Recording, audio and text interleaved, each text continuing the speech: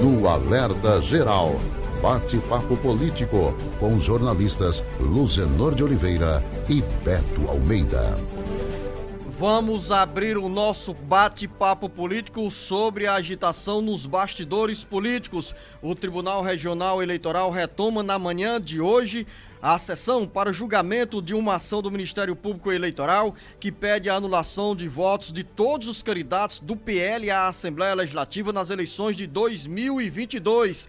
A ação se estende também ao pedido de cassação de mandatos das deputadas estaduais Marta Gonçalves e doutora Silvana e dos deputados estaduais Carmelo Neto e Pastor Alcides. A ação foi movida pelo Ministério Público Estadual Eleitoral após investigações que apontam irregularidades na composição da chapa feminina do PL à Assembleia Legislativa. Esse é um dos principais assuntos da agenda política, como conta agora o repórter Ednardo Lemos. O futuro da bancada do PL na Assembleia Legislativa, composta pelas deputadas estaduais doutora Silvana e Marta Gonçalves e pelos deputados estaduais Pastor Alcides e Carmelo Neto, será decidida nesta terça-feira pelo plenário do Tribunal Regional Eleitoral, TRE. Uma ação do Ministério Público Eleitoral pede a anulação dos votos de todos os candidatos do PL à Assembleia Legislativa e a cassação dos mandatos dos 2 deputados estaduais e das 2 deputadas estaduais da legenda por irregularidades no lançamento de candidaturas femininas. 3 mulheres, de acordo com a investigação do Ministério Público Eleitoral, entraram na chapa de candidatas sem darem autorização ao PL para lançá-la na disputa à Assembleia Legislativa. O julgamento da ação será retomado na manhã desta terça-feira, com o placar de 4 votos pela cassação e 2 votos contrários. Falta apenas o voto do presidente do Tribunal Regional Eleitoral, desembargador Inácio Cortez. Se houver mudança no voto entre os julgadores que já manifestaram posição, o resultado pode ser alterado, mas o julgamento final é imprevisível e deixa angustiados os deputados estaduais e as deputadas estaduais que temem perder os mandatos. Se o TRE optar pela punição, a bancada do PL pode recorrer ao próprio Tribunal Regional Eleitoral e, em seguida, ao Tribunal Superior Eleitoral. Com a redação do Ceará agora, Ednardo Lemos. Talvez seja o julgamento de uma ação com questionamentos sobre mandatos com mais repercussão na história política do estado do Ceará. Afinal, jornalista Beto Almeida, nós estamos falando que diante dessas irregularidades constatadas pelo Ministério Público Eleitoral, o PL lançou 3 mulheres candidatas à Assembleia Legislativa sem que elas tivessem dado autorização ou pedido registro de candidaturas. E isso gerou polêmica no primeiro momento, como contou o Ednardo Lemos. Essa situação foi administrada de forma moderada, cautelosa, sem estardalhaço, sem receio por parte da cúpula do PL, do Partido Liberal. Mas tivemos desdobramentos, a ação chegou ao plenário do Tribunal Regional Eleitoral, começou a ser julgada e o julgamento foi suspenso quando o placar estava de 4 votos a favor da cassação dos mandatos, ou seja, da punição aos candidatos do PL e também aos parlamentares, 2 mulheres e 2 deputados estaduais. 4 votos a favor dessa punição e 2 votos contrários, faltando apenas o voto do presidente da Corte Eleitoral, ou seja, do desembargador Inácio Cortez. Esse voto pode pender para um lado ou pode pender para o outro lado, como também podemos ter a mudança de votos entre os julgadores que já participaram da primeira etapa, da primeira fase do julgamento dessa ação. Então, é um julgamento que ganha repercussão nos bastidores políticos, que chama a atenção da classe política e gera também expectativas entre aqueles que torcem pelo esvaziamento da bancada do PL na Assembleia Legislativa. Afinal, se o TRE decidir pela cassação dos mandatos, claro, os 4 parlamentares terão direito à defesa junto ao próprio TRE e também junto ao Tribunal Superior Eleitoral. Ou seja, é uma longa trajetória para o desfecho final dessa história. Mas nesse momento está a angústia e a preocupação entre lideranças estaduais do PL sobre o que teremos a partir das 9 horas no plenário do TRE, faltando apenas um voto para o encerramento dessa ação. Jornalista Beto Almeida, bom dia. Beto Almeida, a análise política com credibilidade e isenção.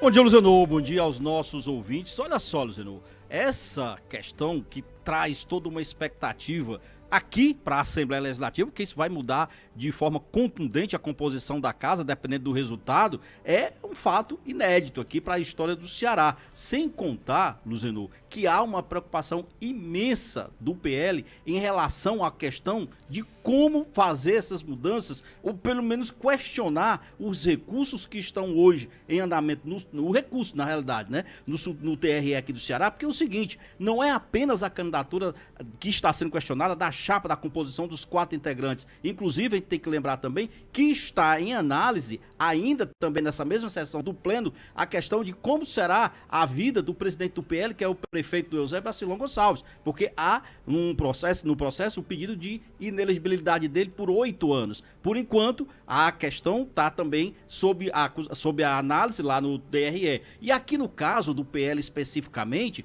há um caso que é uma das candidatas, por exemplo, Zenô, elas são duas mulheres que foram apontadas como candidaturas laranja, Maria Meriane de Oliveira e Marlúcia Barroso Bento, que foram apresentadas como candidatas fictícias. E elas disseram o seguinte, que nem tinham sido sequer oficializadas, que estavam participando do processo eleitoral. Então, por conta... 2 ou 3 candidatas, jornalista Beto Almeida? Não, porque teve a primeira, Luzenor, ela, na realidade, ela foi... depois que viu a candidatura, a candidatura dela foi registrada, ela compareceu à secretaria do TRE, logo depois do registro de candidaturas, e ela fez um reconhecimento no ato de que não estava participando, de que não tinha autorizado. Nesse caso específico, o próprio PL fez a correção já ali, logo depois, quando ela apresentou esse questionamento, e o PL fez a substituição. O problema maior nem é essa, Luzenor. O problema maior são as outras duas. Para você, ouvinte internauta, toda essa celeuma foi causada porque, de acordo com a legislação eleitoral, as irregularidades, as fraudes na cota de gênero, ou seja, na composição das chapas que cada partido deve apresentar à Assembleia Legislativa, à Câmara Federal ou à Câmara Municipal, deve ter um número mínimo de mulheres candidatas. E pelas investigações feitas pelo Ministério Público Eleitoral, o PL teria recorrido a nomes de mulheres sem consultá-las